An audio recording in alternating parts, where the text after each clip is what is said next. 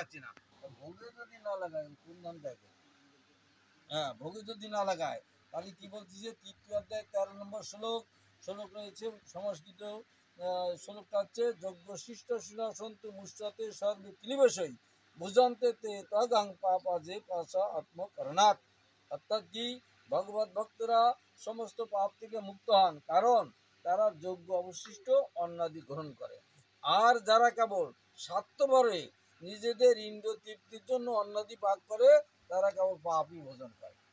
তার মানে যদি ওই তোমার আলু পটলের রসা শাকসবজি খুব ভালো মনে হয় না, যারা মানে ভক্ত না তাদের কাছে ভালো হয় না, তাহলে কী করবে, তাদের ইন্দ্রিয় তৃপ্তির জন্য সই জিরে গরম মশলা দিয়ে নানান রকম খাবে, তাই না? তাই এখানে বলতেছে যারা কেবল স্বার্থপরে নিজেদের ইন্দ্রিয় তৃপ্তির জন্য অন্নাদি পাক করে তারা পাপ ভোজন করে। তাহলে ওইখানে আমরা কি করছি, পাপ ভোজন করতেছি। ওইখানে যে ব্রাহ্মণ মানে শ্রাদ্ধ পড়াবে, যার উদ্দেশ্যে পড়াবে, তাহলে সে তার পাপ খাওয়া দিচ্ছে, এবং সে যে ভূত করতে শ্রাদ্ধ করতেছে তার প্রমাণ হচ্ছে ওই সেদিন রাত্রি বাগান কাটালে তার খাতে দিয়ে আসবে, দিচ্ছে না? তাহলে তাহলে এখানে প্রশ্ন হচ্ছে যে আমরা জ্ঞাতি গোষ্ঠী আত্মীয় স্বজন মিলে পাপ খাচ্ছি, বোঝা গেল? তা জানি শুনে কোনো মানুষ কি তার মা বাবার দেহ রাখলে এই কাজ করবে? এই কাজ করবে না, মনে করা উচিত না। যাই হোক, বুদ্ধিমান মানুষ যারা আছে তারা এই কাজ করবে না, প্রসাদ দিয়ে পিণ্ড দান করবে। আর প্রসাদ দিয়ে পিণ্ড দান করার কথা শাস্ত্রে বর্ণনা করা আছে। কোথায়? ভাগবত গীতার প্রথম অধ্যায় 41 নম্বর শ্লোক। বোঝা গেল? এগুলো আপনি কোটেশন করে রাখবেন আপনার কাছে, বন্ধুরা আসলেই হ্যাঁ আপনি পয়লা নাম্বার আপনার প্রশ্ন হবে যে ভাই আপনি কি শাস্ত্র মানেন, ভগবানের মানেন? আচ্ছা, শাস্ত্র যদি ভগবান মানেন তাহলে আমি শাস্ত্রের কথা করছি, আমি মত তরকা কোনো কথা করছি না। হ্যাঁ, কোনো ধর্ম মত পথের মত তো আমাকেও অনেক আছে। হ্যাঁ, ও মানে সাধারণত যেটা আছে এসকন আছে, ওড়াকান্দি আছে, অনুকূল আছে, গণেশ ভাগল আছে, একদম ভাগল আছে, লোকনাথ আছে, ভাগলের অভাব নেই। আমি বলতেছি দলিল, অর্থাৎ আমাকে শাস্ত্র প্রমাণ দিয়ে আমি যাচ্ছি। তা ভগবত গীতার প্রথম অধ্যায় হচ্ছে বিষাদ যোগ।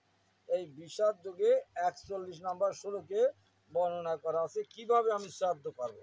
দেখেন কি বলতেছে ভগবান সেখানে, শাস্ত্রে কি বলা হচ্ছে।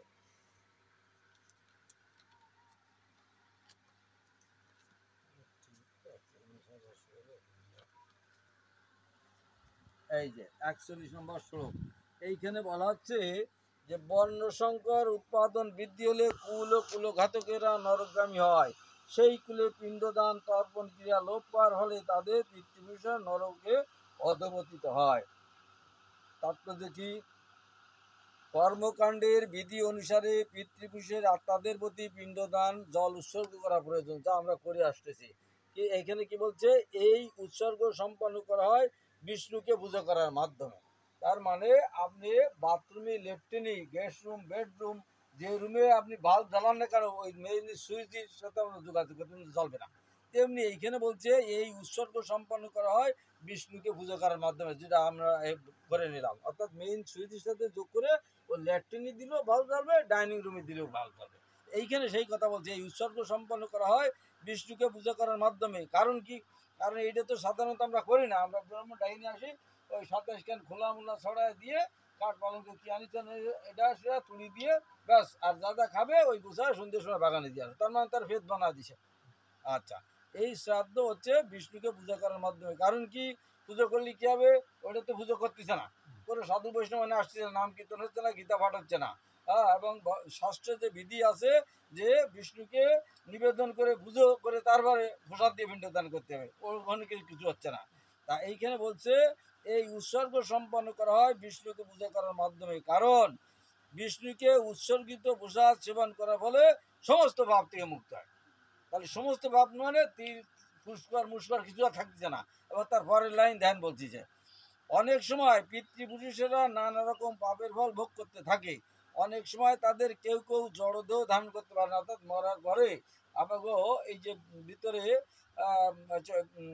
দুটো দেহ বলা হচ্ছে, একটা হচ্ছে স্থূল দেহ যেটা আমরা এখন চলাফেরা করতেছি, আর একটা দেহ ভিতরে আছে সেটা হচ্ছে মন বুদ্ধি অহংকার সূক্ষ্ম দেহ।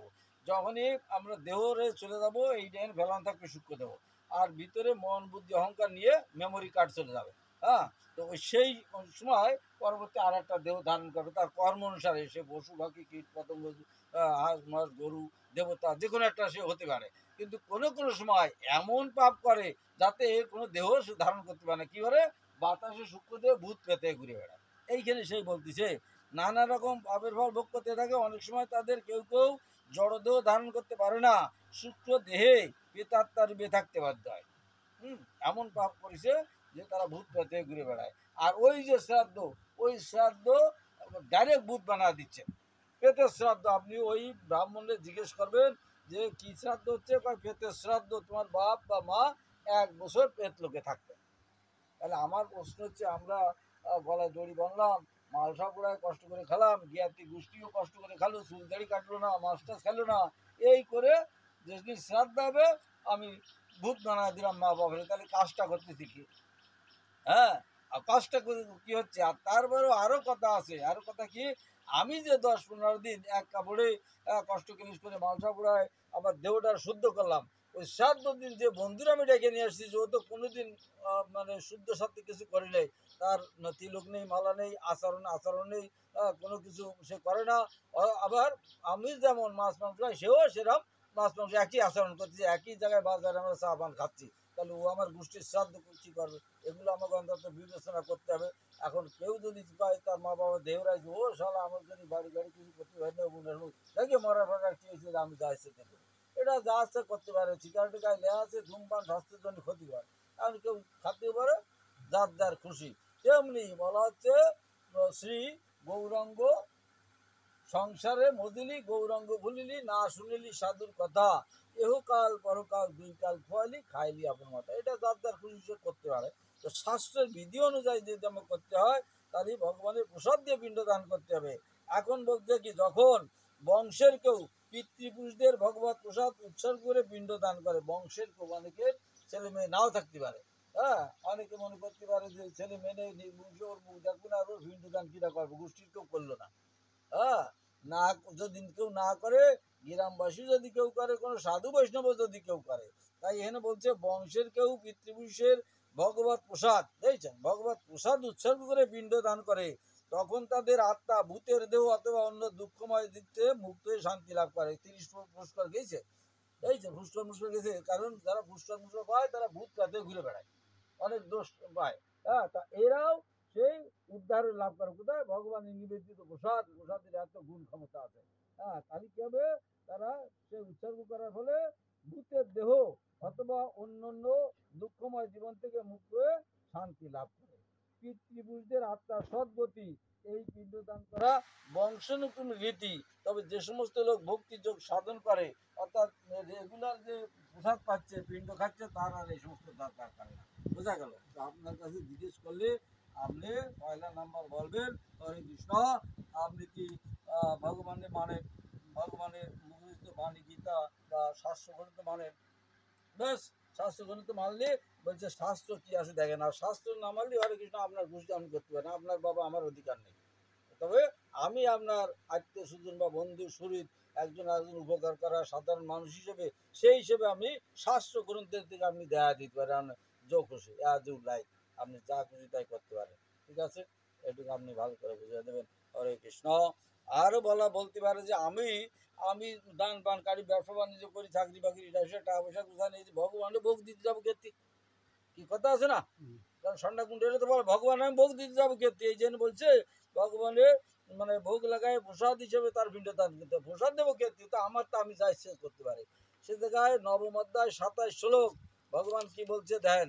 হ্যাঁ, রাজগুজ্জ যোগ নবম অধ্যায় 27 নম্বর শ্লোক। এইখানে ভগবান বলছে, সব গীতার কথা, বাইরের কোনো কথা না। ভগবান এই যে গীতায় বলছে নবম অধ্যায় 27 নম্বর শ্লোক, হ্যাঁ, যে বিশুদ্ধ চিত্ত নিষ্কাম 26-27 অনুষ্ঠান করো, যা আহার করো, যা হোম করো, যা দান করো, যা তপস্যা করো, সমস্ত আমাকে সমর্পণ করো।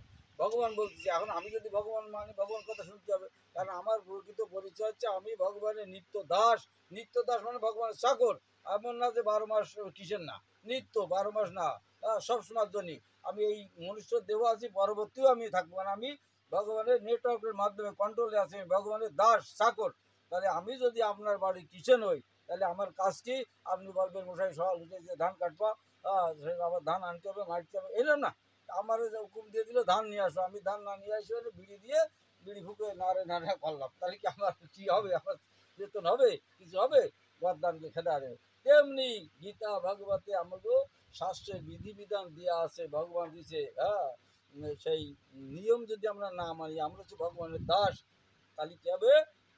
জ্বালা যন্ত্রণা দুঃখ কষ্ট, এই দুর্লভ দেহ মনুষ্য জন্ম লাভ করেছি, পরবর্তী কুকুর শিয়াল হাঁস মুরগিও ঘুরে বেড়াতে হবে। এই জন্য ভগবান নির্দেশ মানতে হবে, যেহেতু আমি ভগবানের দাস। কি বলছে? তুমি যা অনুষ্ঠান করো, দেখছেন, যে অনুষ্ঠান, যা আহার করো, যা হোম করো, যা দান করো, যা তপস্যা করো, সব আমাকে সমর্পণ করো। হ্যাঁ, তাহলে ভগবদ গীতাতে আপনি 3টে শ্লোক পালেন। প্রথম হচ্ছে প্রথম অধ্যায় 41 নম্বর শ্লোক, কিভাবে শ্রাদ্ধ করতে হবে। হ্যাঁ, আর যদি এই মানে ভগবানের নির্দিষ্ট মত পথ যদি না মানি, আমার মত ফরক্কা যদি মাছ টাছ দিয়ে এটা সেটা অমেদ্য দিয়ে শ্রাদ্ধ করি, ভগবদ গীতার 3য় অধ্যায় 13 শ্লোক, যে ওই শ্রাদ্ধ করলে সব শুদ্ধ নরকে যাবে। আত্মীয় স্বজন, বন্ধু বান্ধব, কুষ্টিকাতর ব্রাহ্মণ এবং ওই যার উদ্দেশ্যে দেওয়া হবে সব নরকে যাবে, যেহেতু পাপ খাচ্ছে।